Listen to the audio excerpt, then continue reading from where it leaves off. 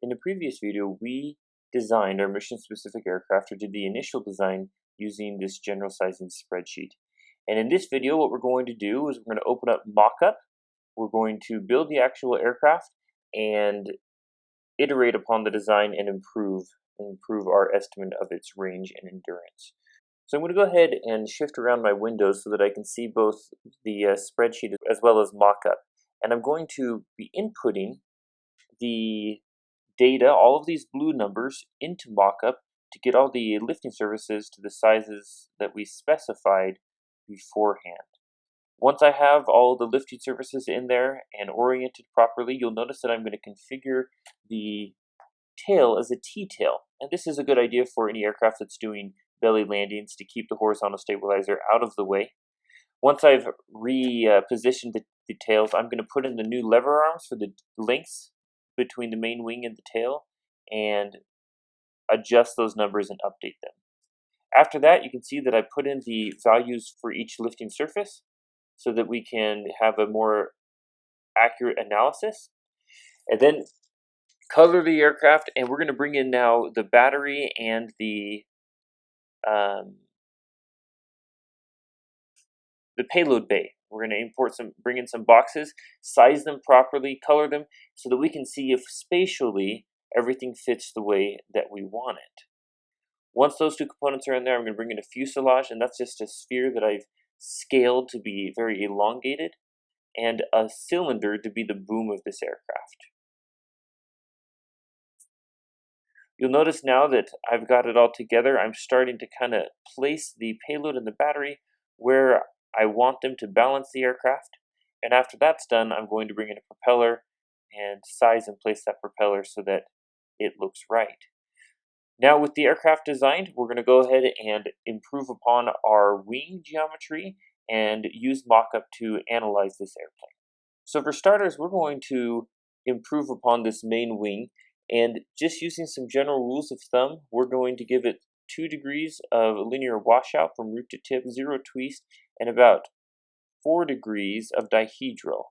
Now that extra dihedral is to maintain the simplicity of this aircraft. It's only going to have control surfaces on the empennage, only on the rudder and the horizontal stabilizer. It won't have control surfaces on the main wing for ailerons. So we're going to give it lots of dihedral so that it gets its roll stability. Now we're going to scroll down and run some analysis. To start, we're going to go ahead and come down here to the run function and go to trim.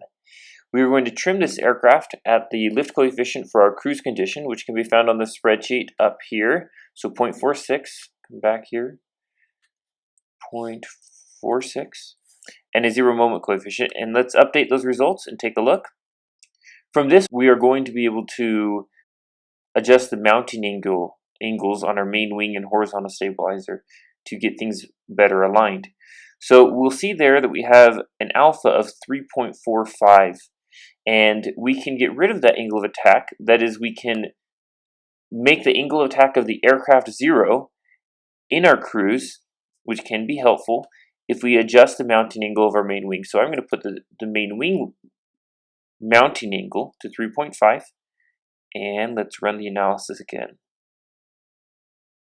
You can see that the angle of attack of the aircraft went down to near 0, which is exactly what we want. And the elevator deflection also went down near 0. Now, if there was still some elevator deflection, a significant amount, we could adjust the mounting angle of the horizontal stabilizer to minimize the elevator deflection in cruise, which will help us be more efficient at our cruise airspeed. But this is pretty good, so we will leave that. The next thing we can do is we can come up here and look at our Aerodynamic Center. I'm going to run that. You can see the Aerodynamic Center there popping out. And let's go ahead and make the center of gravity a little bit larger so that we can see it.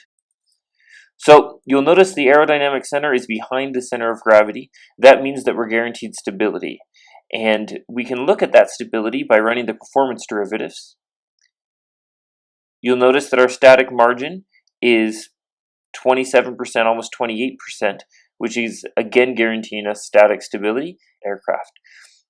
For the final thing we're going to look at in this video is the zero lift drag coefficient. So we ran the pitch trim at 0 lift coefficient, and it gave us this angle of attack and elevator deflection, which were saved up here in our conditions. And now we're going to go to the forces, run the forces with that angle of attack and that elevator deflection, and we can look here at our drag coefficient. Now this is the drag coefficient that we want to use in our spreadsheet to get a better estimate of our drag. Now in the previous videos, this used to say 0 alpha drag coefficient, but since I realized that it was supposed to say 0 lift drag coefficient, so we're going to put in the value, the correct value here of 0.095. And you'll notice that it improved our range quite a bit and it reduced our drag. So this is a great estimate of our drag at the cruise condition, and this is now a better estimate of the actual range we'll be seeing because of the improved estimate of the drag. Well, that concludes our aircraft design.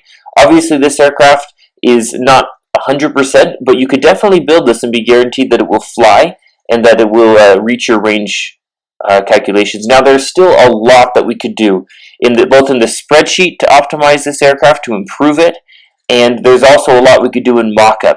But for the purposes of this short course, we have successfully designed an aircraft that will meet its mission requirements, and as we build it and fly it, I'm sure we'll find things that we can improve upon. With that, I'd like to thank you for participating in this short course. I hope you learned a lot. If you have any questions or comments, please let us know, and we will try to help you in your design of mission-specific UAVs.